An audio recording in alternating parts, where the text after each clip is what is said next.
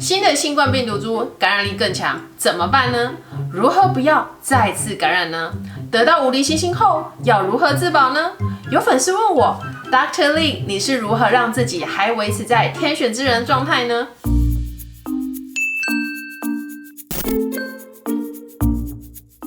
伙伴朋友，大家好，我是 Dr. Lin。新冠变种病毒来势汹汹，现在传染力更强，更会逃脱人体免疫系统的 Omicron BA.4 跟 BA.5 病毒株，从欧美开始又在全球蔓延了。无论你现在已经感染了，得到了无敌星星，或是跟我一样还是处于天选之人尚未感染的状态，我们都必须正视病毒会免疫逃脱的事实。因为每一次的感染，无论是初次感染或是重复感染，都会增加后续罹患长新冠后遗症的风险。因此，不要再次感染，我认为是非常重要的。今天我就来分享不再感染的自保5大招。不再感染自保第一招，守住第一道免疫防线。先天免疫，人体分为2道免疫防线，第一道叫做先天免疫，第二道叫做后天免疫。先天免疫呢，就像是城堡外围的护城河，它是免疫系统的第一道防线。这些免疫细胞呢，主要驻扎在人体的肠道黏膜、口腔黏膜、呼吸道黏膜、鼻腔黏膜、眼睛结膜与皮肤上，它们也就是所谓的黏膜相关淋巴组织 （mucosa associated lymphoid tissues）， 而其中又以肠道黏膜为最重要的关卡。而后天免疫的防卫武器则主要是抗体。抗体有2种来源，一个是施打疫苗后获得的抗体，一个是自然感染后获得的抗体，也就是大家所谓的无敌星星。病毒会借由干扰免疫系统正常运作方式，先逃脱第一道先天免疫之后，再进入人体大量复制。一旦病毒进入人体之后，我们就只好靠第2道免疫防线，也就是后天免疫的抗体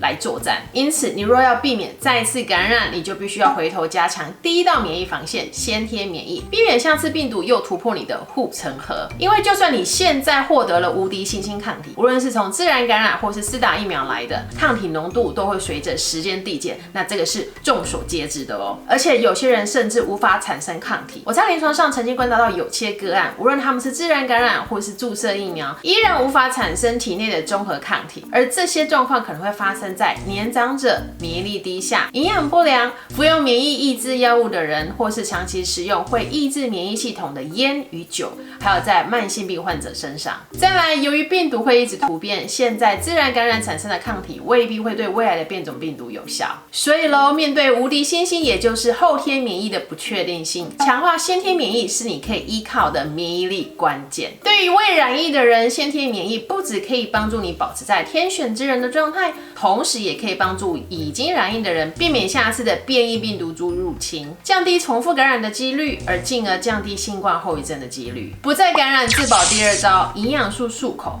之前在健康聊心室的第44集中，我有提到一些用来强化先天免疫系统与预防中重症的营养素，像是紫锥花、橄榄叶、儿茶素、酵母锌、维生素 A， 另外还有大家耳熟能详的维生素 C、D、锌等等。详细的原理跟机制，大家可以回去参考健康聊心室的第44集。由于先天免疫的大本营是在黏膜上，特别是在口腔黏膜、咽喉呼吸道黏膜、肠道黏膜，因此我都习惯把营养素的粉末直接放入50到100cc 的室温水中，在口中咕噜咕噜的漱口3分钟后再吞下去。这个用意是让营养素可以扩散在口腔与咽喉中，并且在吞下去后，它们就会直接接触到消化道黏膜，让有效成分直接 local contact 在黏膜上，达到最佳效果。不再感染自保第3招，把溯及根治，维护黏膜完整。先天免疫的黏膜护城河军队是病菌入侵人体的第一线战场。它会释出分泌型免疫球蛋白 A（Secretory Immunoglobulin A，SIgA） 来跟病菌作战，并且看到谁来都格杀勿论。因此，维持黏膜完整是非常重要的关键。时常容易被大家忽视的数疾，像是常常有口腔溃疡，也就是所谓的嘴破；耳鼻黏膜肿胀，像是过敏性鼻炎、鼻窦炎、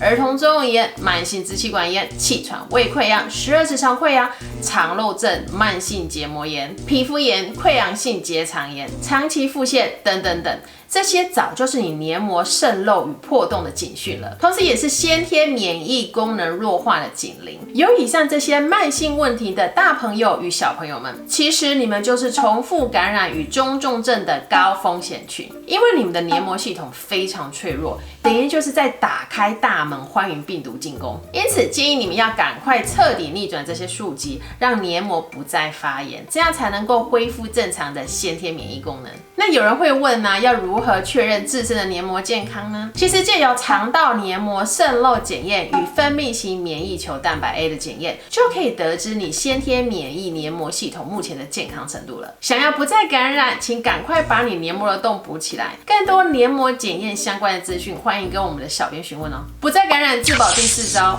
避免麻辣食物跟熬夜。为了保护黏膜健康，我也会避免吃麻辣的食物，这是为了要避免过辣导致腹泻而伤到肠黏膜。还有，我也会避免过度的熬夜，因为熬夜常常会导致牙龈肿和嘴破。那其实腹泻、牙龈肿、嘴破这类小症状，都是代表你的黏膜在发炎了。黏膜越发炎，你的先天免疫系统就会越难以正常运作，病毒一来，你的身体就很容易溃体了。因此，健康饮食与正常作息是非常重要的。不再感染自保第5招，避免脱水。强化先天免疫最基本的1招其实很简单，就是请每天1公斤体重喝30cc 的水分，让口腔、呼吸道、肠道黏膜随时保持滋润，不要脱水。因为水分是维持黏膜健康的基本要素，黏膜越干燥，水分越少，身体的发炎因子越不容易被血液循环带走，局部的发炎就会更严重。因此，请避免会利尿和脱水的咖啡因、高糖分饮料跟酒精性饮料。你可能无法想象，区一杯咖啡、啤酒、高粱、珍珠奶茶，它们其实就是在消耗你的水分跟降低你的免疫力。真的有天选之人吗？最后呢，我这边就顺便来回答关于粉丝提问的天选之人问题。所谓的天选之人，就是接触到病毒后却未被感染的人。目前最新的研究理论呢，就是将天选之人的成因归类成3大因素。第一点，基因遗传。研究人员在重症病例患者身上找到一个遗传基因，他发现遗传基因也可能是新冠疾病严重程度的决定性因素。第二点，曾经感染其他冠状病毒引起免疫交叉反应。过去，如果你感染过其他型的冠状病毒，例如会引起感冒的另外4种冠状病毒，由于病毒的类型是相似的，免疫系统有可能因此能辨别出新冠病毒，进而对其发动攻击。第3点，强大的先天免疫。目前最新的理论是，这些人可能有很强大的先天免疫系统，可以在第一线就把病毒拦截下来。研究发现，一旦感染之后，免疫反应的差异，也就是大家俗话说的免疫力，是决定症状严重程度的关键。快速跟强大的先天免疫反应，有可能可以阻止病毒一开始就大量复制。这也就是为什么，就算这些人没有打新冠疫苗，却也没有确诊的原因。表面上看起来，这些没打疫苗的人感染风险很大，但其实不然，那是因为他们有强大的先天免疫。在这里，我要做一个总结：我们无法改变父母给我们的遗传基因，自己过去是否有曾经感染过其他的冠状病毒类型也难以得知。因此，如果你想要提升成为天选之人几率，或是继续维持在天选之人的状态的话，现在你能做的就是强化自己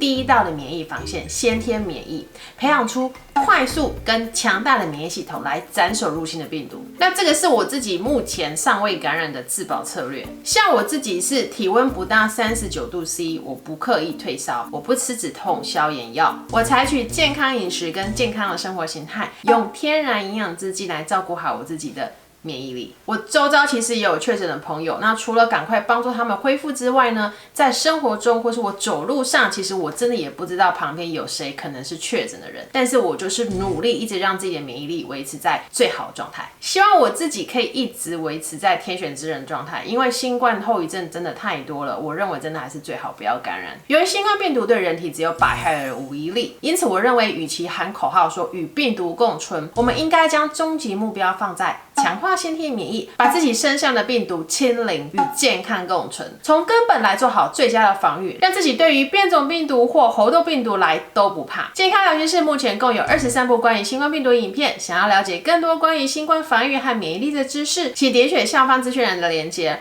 如果你觉得我的影片很实用，也欢迎将这部影片分享给需要的朋友们哦，也别忘了订阅、跟按赞、跟分享哦。健康聊天室，我们下次见。